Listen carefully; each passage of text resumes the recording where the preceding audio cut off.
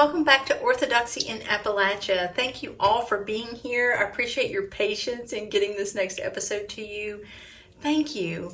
Every subscriber, I really appreciate you being here. Like I said before, I'm always surprised to see there's new subscribers every week for sure. Sometimes it's been like every day, and that's just wonderful to see the growth. I love hearing your feedback, especially how these videos are helpful to you. That's the whole point. That's the goal of this channel, to share these stories with you so that you can have a better understanding of the Orthodox Church and the people living the Orthodox faith. Today I'm bringing to you Shaina Benefield. She attends church with me at St. Nicholas Orthodoxy in Beckley, and I interviewed her husband, Subdeacon Matthew, earlier on, several weeks ago. So if you've been following this channel for a while, you may have already heard his story or go back and listen to that again. This is a continuation of that. Shaina is a very talented musical voice, and so I wanted to not only hear her story about coming into the church, but also I asked her if she would share some of the distinctions between singing and chanting in Orthodox music, and she was happy to do that. She asked me if I had anything particular in mind, and the Hymn of Cassini is my favorite hymn in the whole church, and it's only sung once a year during Holy Week, and I missed it this year. I was working on that Tuesday night when she sang it, and I just hated to miss it, and so she sang that for this episode. Thank you, Shaina. That was truly such a wonderful gift. It's at the end of this video, and so you know where it is, so that your next time around listening to this episode, you can go to the end and listen to her beautiful singing. She did several compositions for this, and so, St. Cassini, or Cassiani, or St. Cassia, she is, according to some sources, the earliest known female hymnographer in the world. So this is a very ancient hymn, very special. Shaina, you're a very special person. Thank you so much again for sharing with us. Please enjoy. Thank you, Shaina, so much for taking time for this interview today. I'm with Shaina Benefield today from St. Nicholas Orthodox Church in Beckley, West Virginia. Shaina, tell us a little bit about yourself, what roles you serve in this church, maybe how long you've been a part of St. Nicholas. Sure, thank you, Amy. I've been at St. Nicholas roughly 8 years. I've been in Beckley for about 10 years.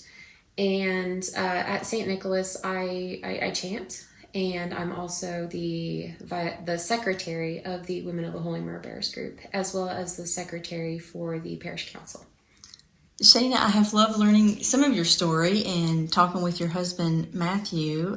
So I know a little bit, but I'd love to hear your perspective of, tell us about your very first encounter with Orthodoxy, maybe where you were religiously speaking in your life at that time. Okay.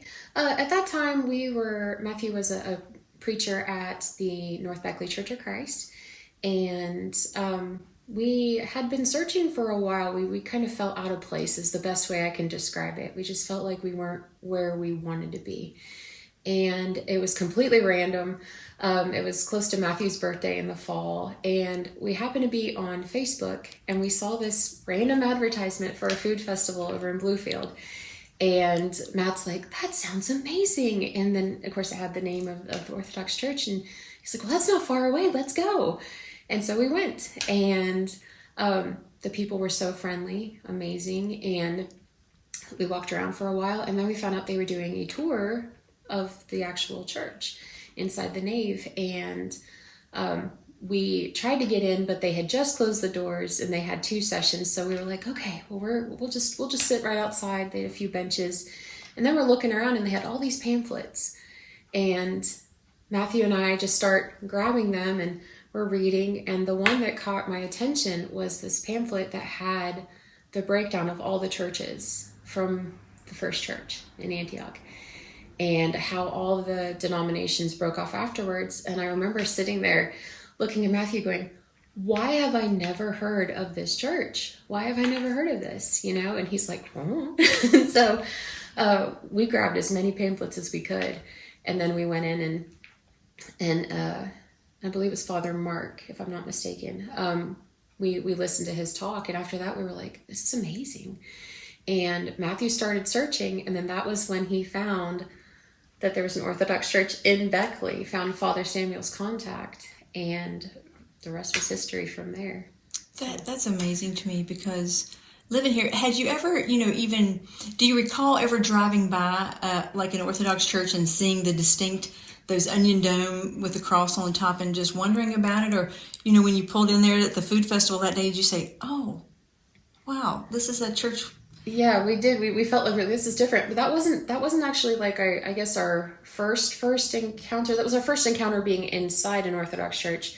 But if we back up just like 3 or 4 years, when Matt was in the service and we were stationed in Norfolk, we had gone out with some friends to a festival, and it was actually a Greek festival.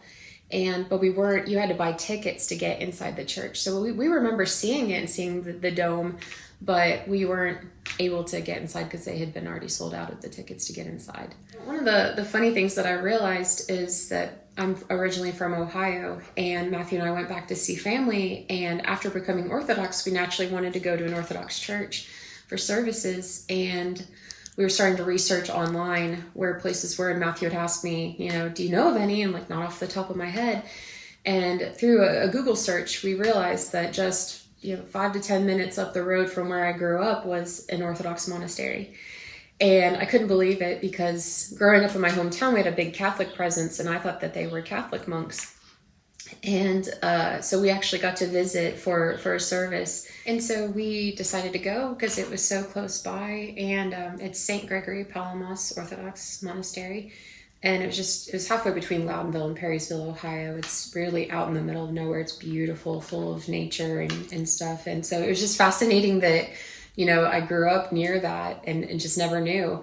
And they were very friendly and welcoming as well. And so it was just fascinating. Actually, they weren't a big monastery, but they did allow people from the public because it's such an isolated area.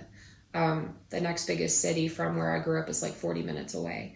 So they're pretty isolated as far as, the Orthodox faith.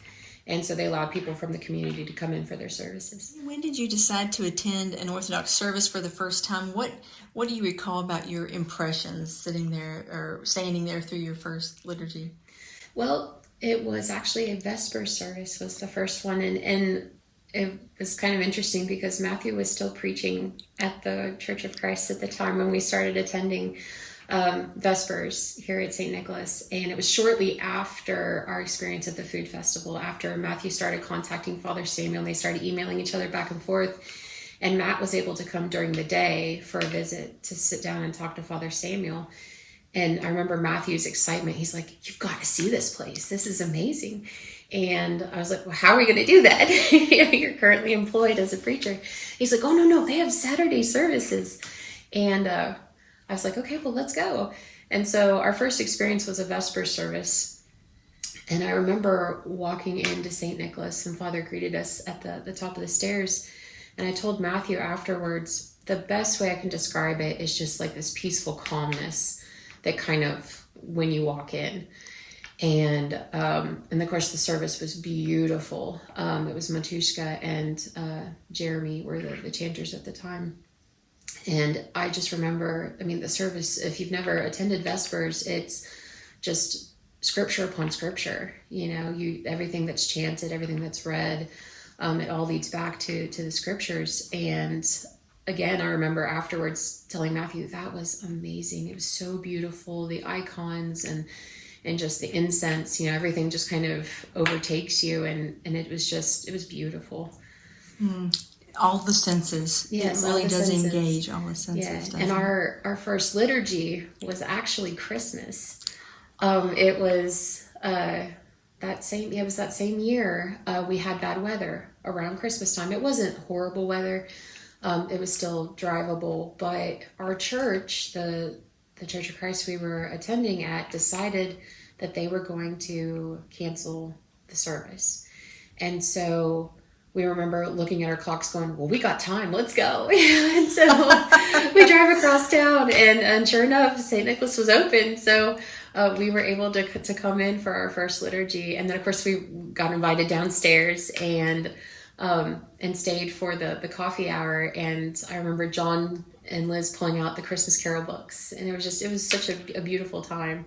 And everyone was so welcoming. That was the other thing that I told Matthew. That was my first experience meeting most of the people at St. Nicholas, and especially the ones that travel from such a far distance.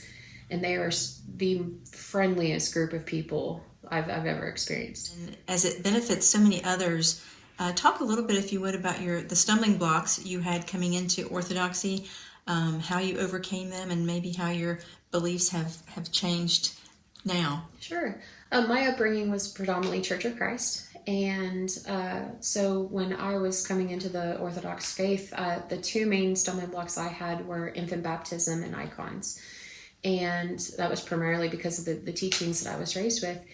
And it was interesting because while we were sitting there waiting for Father Mark to speak at St. Mary's at the food festival, one of the pamphlets I had grabbed was, why we baptize babies. And so I latched onto that and I was glued to that one. And it made a lot of sense because it referenced those New Testament passages that talk about whole conversions of families. It said, and the whole household was baptized. And it doesn't specify, just the men and women. It says the whole household. So it made sense that would include, infants and babies and young children. So that one didn't take me long to get over. And then, of course, icons. That one, it was a struggle for me at first, venerating icons and understanding, why we do that. And Father has this beautiful illustration of explaining icons to anybody that asks him. And he said, it's like a grandma that pulls her photo out of her grandchildren, especially if she doesn't get to see them often. You sometimes see her, you just bend down and kiss it. And obviously she knows that that's not her grandchild, but it represents her grandchild. And the icons represent all the saints that have gone before us. And we're not worshiping the icons. And I think that's the confusion.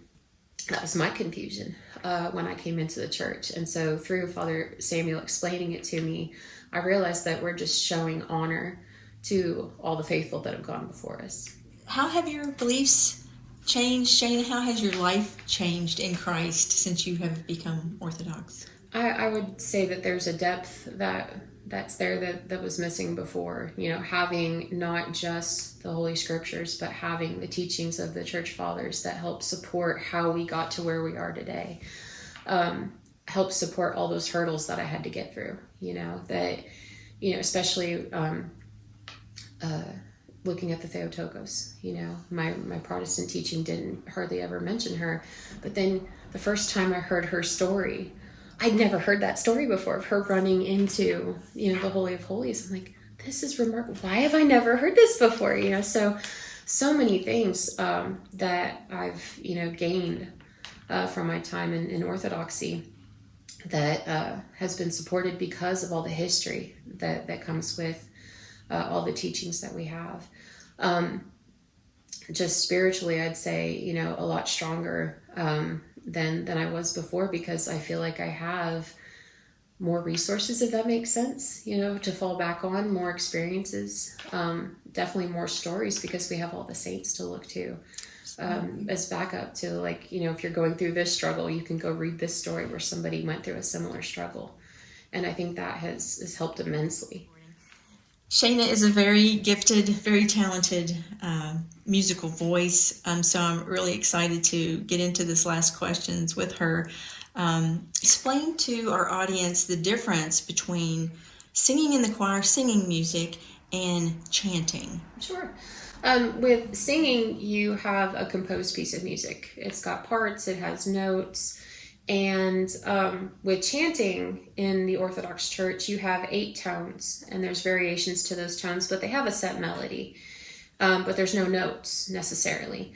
So as long as you stay within the bounds of those melodies, you can really sing in each tone however the chanter wants to. So you can repeat, if you're not as confident, you can repeat the same kind of pattern, or you can do the full pattern of that tone.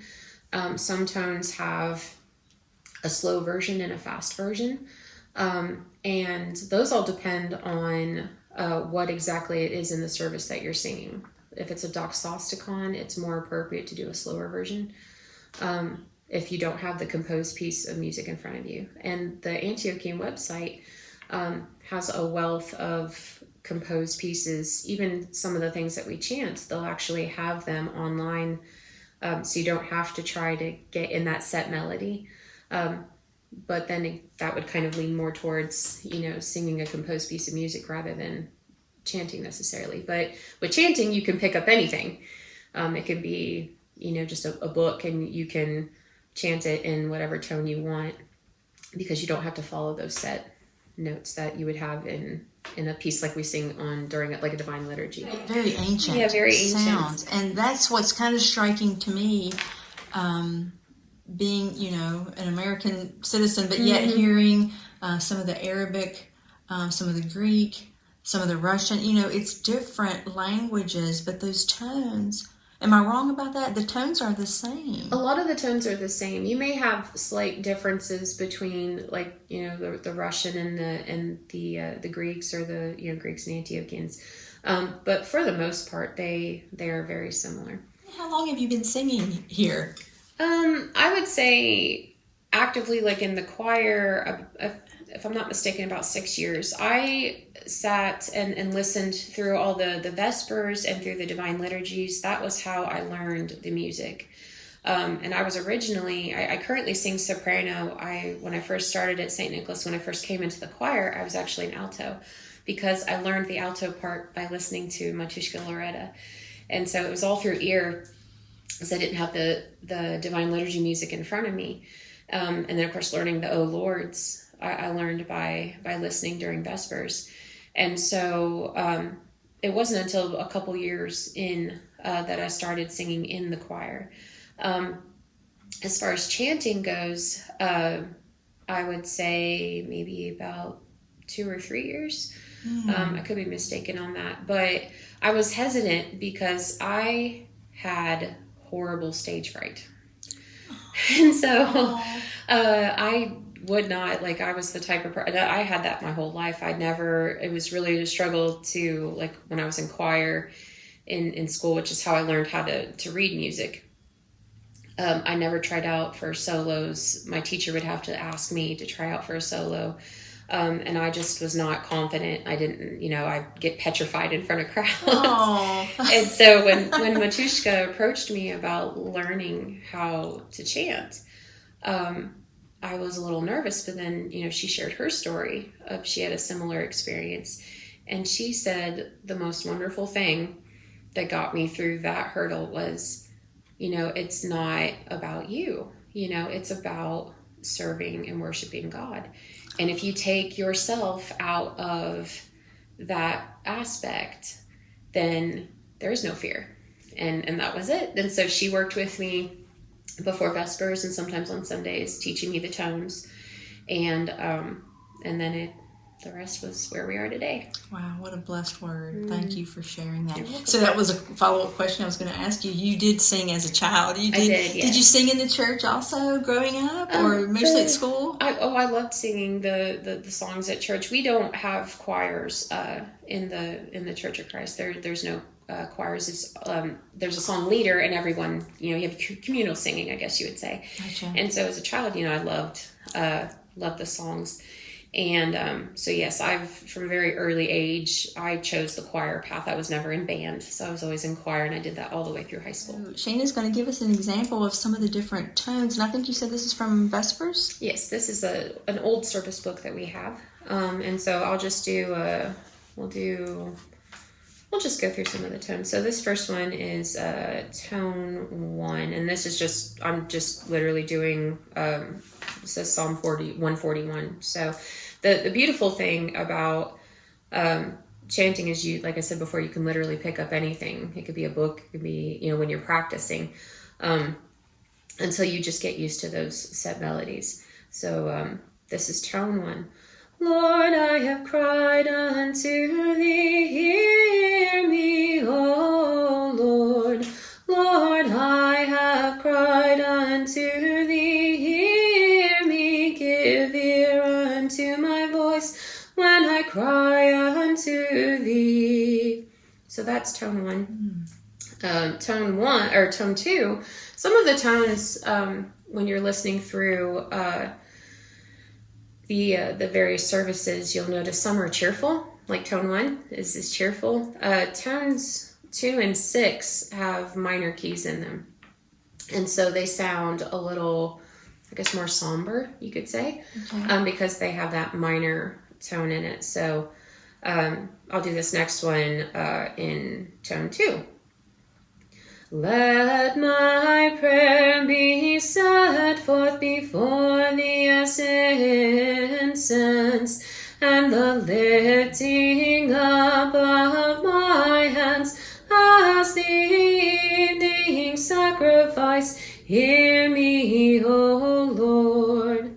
So it has that A minor in it that kind of gives it that, I guess you'd say kind of, I guess more somber sound to it. No, I love that you're explaining that because it helps me to know what I'm keying in on. And then tone 3, it's funny, you go tone 1's joyful, tone 2 is kind of somber, tone 3, I'll do this one. Encompass Zion, O ye people, and surround her, give ye glory therein to him who arose from the dead, for he is our God, that hath delivered us from our transgressions. So we're back to more of a joyful sound. So it's interesting how the tones, and if you listen to the chanters, you'll pick up, you'll be like, why do I know that tone? Let the heavens rejoice and the earth be glad. That's one of the major songs that we sing with tone 3. And so people in the crowd, they'll start to pick up on that. And it's wonderful when you can hear the people singing with you. When they pick up on it and you're like, yes, sing. I love it. So there are some tones that are used more frequently than others? Well, I wouldn't say necessarily more frequently, because you go through the tone cycle through, except on feast days where they'll revert back to like one of the tone 1, tone 8, tone 4, depending on which feast. The church, and I'm not exactly sure how the people that are over the liturgics, I don't know how they decide which tone to go on feast days. I don't know if it's recorded somewhere that this feast day shall be in tone 8, or like, I don't know how they decide that. But traditionally, if I sing Vespers tonight, if the O Lord this week is in tone 3, next week, as long as it's not a feast day, it'll be in tone 4. So you can anticipate the melodies that you'll hear. But a lot of the songs, the Apologetians that we sing in Vespers, they have those set melodies that the people know. We have moved into the nave, and we are going to record some of Shaina singing. I'm going to let her tell you what she's going to be singing. The first one is just the Our Father, and the second one is the Hymn of the Cassini. Our